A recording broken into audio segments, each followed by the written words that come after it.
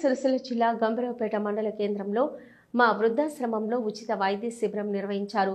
కామారెడ్డి వైద్యులు doctor Shaikh Maqbool Ali, MD anaesthesia, doctor Shamina Mohammed, MD general physician దంపతుల కుమారుడు షేక్ జిసాన్ అలీ జన్మదినం సందర్భంగా మండల కేంద్రంలోని మా అనాథ వృద్ధాశ్రమంలోని వృద్ధులకు ఉచిత వైద్య శిబిరం నిర్వహించారు.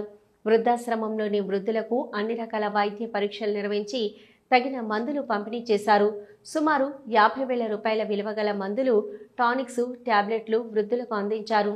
దీంతో పాటు 50 కేజీల బియ్యం, నిత్యావసర సరుకులు, పండ్లు పంపిణీ చేశారు.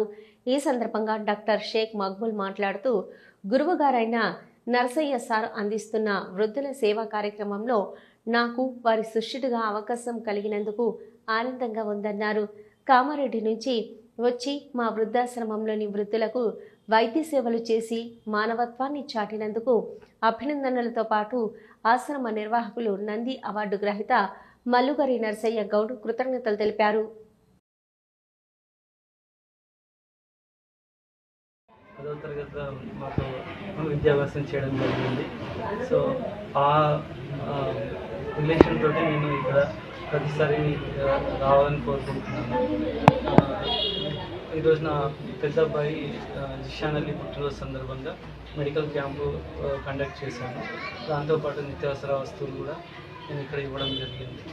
మా సార్ దగ్గరికి వచ్చి ఇక్కడ ఇవన్నీ సర్వీస్ చేయడం నేను చాలా అదృష్టంగా ఫీల్ అవుతున్నాను. ఇట్లాంటి అదృష్టాన్ని మళ్ళీ ఉచిత వైద్య శిబిరాన్ని నిర్వహించడం జరిగింది. వారి పెద్ద కుమారుడైనటువంటి జిషాన్ అలీ గారి జన్మదినం సందర్భంగా ఈరోజు మా అనాథ వృద్ధాశ్రమంలో ఉన్నటువంటి వృద్ధులందరికీ కూడా ఉచిత వైద్య సేవలు అందించడానికి ఉచిత వైద్య శిబిరాన్ని నిర్వహించడం జరిగింది. ఈ ఉచిత వైద్య శిబిరం నిర్వహించినందుకు డాక్టర్ మక్బుల్ సార్ గారికి మరియు వారి కుటుంబ సభ్యులకు హృదయపూర్వకమైనటువంటి కృతజ్ఞతలు, ధన్యవాదాలు.